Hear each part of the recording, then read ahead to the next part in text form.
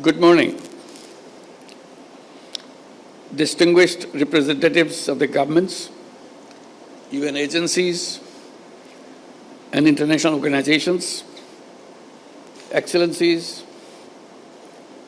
friends from the media, my dear Rohingya brothers and sisters, and ladies and gentlemen, Assalamu alaikum.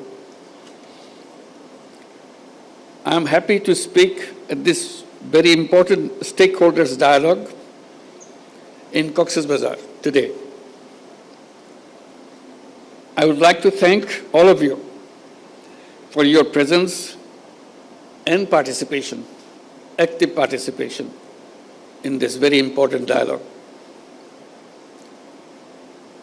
I come here at a very important moment in our political history. 1 year back, we have gone through a killing spree and followed by student-led uprising to free the country from the fascist regime. Now we are ready for another transition in our political history. We have announced the time for election. It's just about a year back, we had the uprising mixed with the killing spree. And the country has come to this stable enough and ready to have the election. So we announced the election in the first half of February 2026. Interim government will be replaced by an elected government. We hope we can work out a solution to the Rohingya problem, to let them go back to their own home.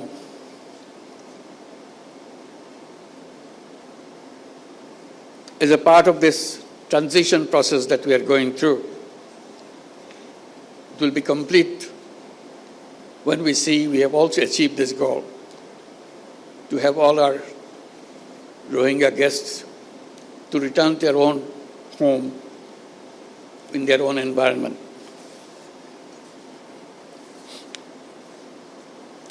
On the 8th Rohingya Genocide Remembrance Day, with a heavy heart, I draw your attention to the forced displacement of Rohingyas and their exodus to Bangladesh from Myanmar. In a spate of only few weeks, in August 2017, around 800,000 Rohingyas crossed into Bangladesh. They came to Bangladesh to save their lives.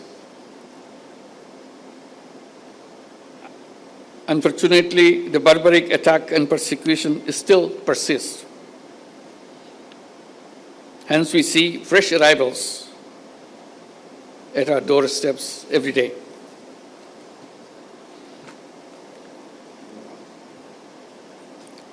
On this fateful day, it is our moral responsibility to take the right side of history and stop the armed actors from carrying out their horrible design of ethnic cleansing of the entire Rohingya population. It will be a historic blunder if we wait for seeing the very last Rohingya living Rakhine. We cannot let it happen. International commitment is to help the Rohingyas to go back to their own home. When Secretary General came in March here to be with the Rohingyas during the month of fasting, and he himself gone through the fasting for the whole day and meet for iftar. breaking of the fast, with nearly 100,000 or 150,000 Rohingyas around him, giving them hope that the world is with them and help them to go back their home and celebrate those festivals like Eid al-Fitr back home rather than here in the camps. We see fearful and shuttered eyes of Rohingya women and men when they appear at our doorsteps with horrific stories. The stories include, among others, systematic persecution, denial of nationality, forced deportation, mass killing, rape, inhuman torture, destruction of their properties in arson, and so on and so on. That is why in 2017, and even before that, Bangladesh opened its border to the Rohingya in a humanitarian gesture to save their lives despite resource and capacity constraints. This manifests our empathy and compassion towards fellow human beings during their gravest humanitarian crisis. We don't afford anymore to stand silent at the protracted situation of the Rohingyas. Hence, we urge upon the international community to undertake collective efforts to stop the Myanmar junta and the Arakan army from unleashing violence against Rohingya. Effective role of the international community is much more needed than ever before.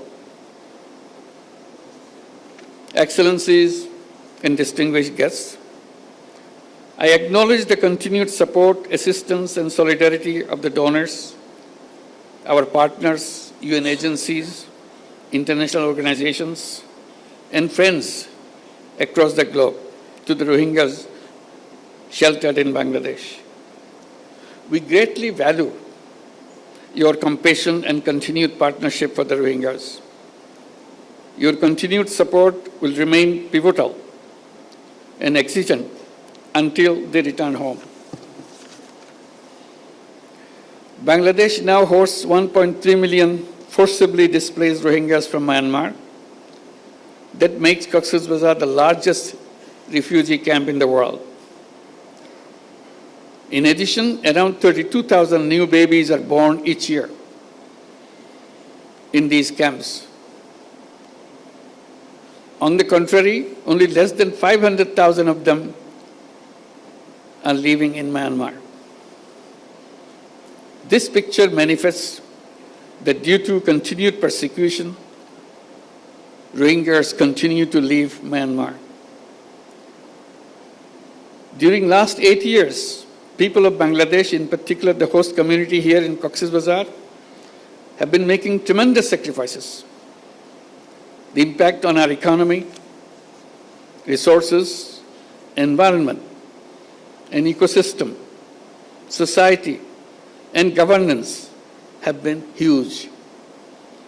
I thank our host community and the people of Bangladesh for their wholehearted support and enormous sacrifices for the Rohingyas. We don't foresee any scope whatsoever for further mobilization of resources from our domestic resources, given our own challenges. Rohingya issue and its sustainable resolution must be kept alive on the global agenda as they need our support until they return home. In that spirit of solidarity, during the last Ramadan in March this year, the Secretary General of the United Nations, Antonio Guterres, and I joined with over 100,000 Rohingyas in an iftar in Cox's Bazar, as I mentioned before. I take this occasion to thank the Secretary General on behalf of all the Bangladeshis and all the people in the camp and all the Rohingyas, wherever they are.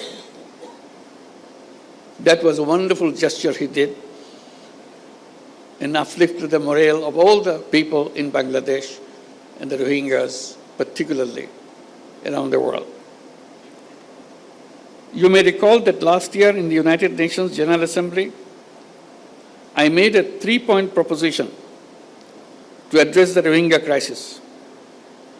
In recognition of my call, the high-level conference was envisaged for this year's General Assembly. I hope that this dialogue here in Cox's Bazar will contribute substantively to the conference in New York in shaping the roadmap for an expedited and permanent solution of the Rohingya crisis. My Rohingya brothers and sisters, Bangladesh supports and is working relentlessly for a sustainable solution to your crisis. This dialogue is aimed at amplifying your voice in rolling out a roadmap towards early, voluntary, and sustainable return to your homeland.